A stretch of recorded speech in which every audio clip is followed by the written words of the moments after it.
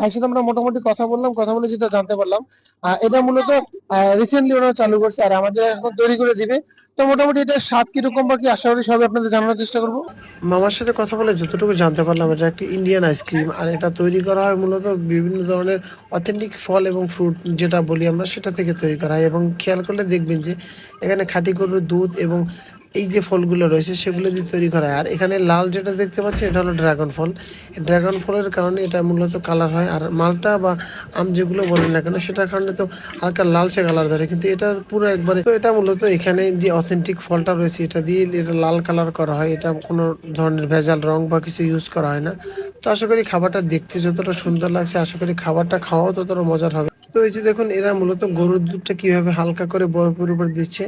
তো মোটামুটি এখন খাবারটা তৈরি করা হয়ে গেছে, তো আমাদেরকে এখন আশা করি খাবারটা এখনই দিয়ে দিবে। তো আমাদের খাবারটা তখন দিচ্ছিল যে দেখুন খাবার যে